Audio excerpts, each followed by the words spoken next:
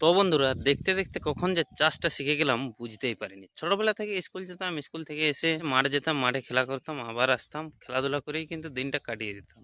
তো বন্ধুরা, মনে একটা স্বপ্ন ছিল, ভাবেছিলাম যে চাকরি করব, চাকরি পাবো, বাট সেটা তো পূরণ হলো না, চাকরি পেলাম না। বাট চাষি হয়ে গেলাম, মানে বাবা যে কাজটা করতো সেই কাজটাই কিন্তু আমিও করছি। এখন আমি আছি ক্ষেতের মাঝখানে, এই দেখুন চারিদিকে, দেখুন কি সুন্দর লাগছে, পেছন দিকে পাহাড় আছে এবং চারদিকে সবুজ সবুজ দেখাচ্ছে। এটাই তো বন্ধুরা, যখন আমি ছোট ছিলাম তখন বাড়িতে বলেছিল যে ভালো করে পড়াশোনা কর, ভালো করে পড়াশোনা কর, না হলে বাবার মতনই চাষবাস করতে হবে। তো যাই হোক, বাড়ির কথাও শোনা হলো না, আর চাকরিটাও করা হলো না। দেখো, মজার বিষয় হলো যে আমি ভালো করে পড়াশোনা করি নাই, তাই আমি চাকরি পাই নাই। কিন্তু আমার সাথে যারা ভালো করে পড়াশোনা করেছিল আজকে তারাও চাকরি পায় নাই। তাদের অবস্থা তো আমার থেকেও খারাপ। আমি যাই হোক চাষবাস টুকটাক পারি, কিন্তু ওরা তো একটুকুও পারে নাই।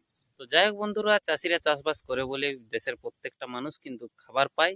দুঃখের বিষয় হলো এটাই যে চাষিদেরকে কেউ মান সম্মান করে নাই, আর চাষিদেরকে একটা নিচু লেভেলের মানুষ মনে করা হয়।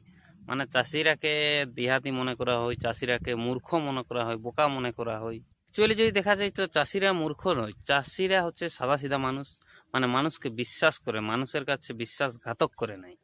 আর যে মানুষ সহজ সরল হয় তাকে সবাই বোকাই বলে। আর ওইরকম দেখবেন যখন গ্রামের মানুষ শহরে যায়, মানে আমাদের গ্রামের মানুষ যদি কলকাতা বা কোনো বড় শহরে যায়, তো বেশিরভাগ দেখবে লুটপাট, পকেটমার এইসব হয়ে থাকে গ্রামের মানুষদের কাছে। অ্যাকচুয়ালি এইগুলো হয় কি জন্য? গ্রামের মানুষ বোকা বলে? না, গ্রামের মানুষ সহজ সরল বলেই কিন্তু এইগুলা হয়। কারণ ওরা জানে যে এরা তো গ্রামের মানুষ, এরা মানুষকে বিশ্বাস করে।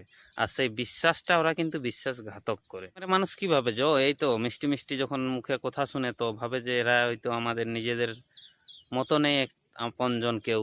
বাট টাউনে কিন্তু নিজেদের মতন আপনজন কেউ থাকে নাই। টাউনে শুধু থাকে স্বার্থে। স্বার্থ ছাড়া মুখে কেউ একটা কথাও বলবে নাই। তো আমাদেরকে যে শিক্ষাটা দিয়েছে, সেটা শিক্ষাটাই দিয়েছে মা বাবাই, যে মানুষকে বিশ্বাস করবি, নাই মানুষের সাথে বেমানি করতে বলে নাই আমাদের। মানুষকে পারলে সাহায্য করবি, কিন্তু কারো ক্ষতি করিস না। তো এগুলা যাই হোক, মা বাবাই যেমন শিক্ষা দিত তেমনই কিন্তু ছেলেগুলো মানুষ হয়। কেননা এই পৃথিবীতে মানুষই হচ্ছে একটা এমন জীব যার সব থেকে বেশি বুদ্ধি, আর মানুষই হচ্ছে একটা এমন জীব যে সব থেকে মূর্খর কাজটাও কিন্তু করে, মানে জানি শুনে। আমি যদি জানি যে এখানে কুয়া আছে তো আমি কেন ঝাঁপ দিব, বাট মানুষ কিন্তু সেটা করে। যদি বলো কীরকম, আমরা সবাই জানি যে বিড়ি সিগারেট মদ খালে ক্ষতি করে, তাও তো আমরা সেটা সেবন করি। তো এটা একটা মূর্খরই পরিচয়।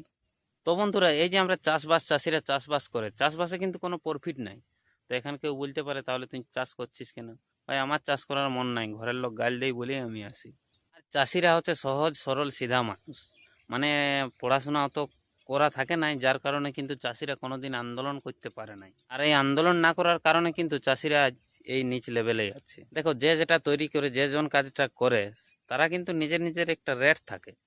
চাষি হচ্ছে একমাত্র এমন মানুষ যা আমাদের নিজের কোনো রেট নাই। মানে সরকার যে রেটটা দেবে সেই রেটেই কিন্তু আমরাকে বিক্রি করতে হয়।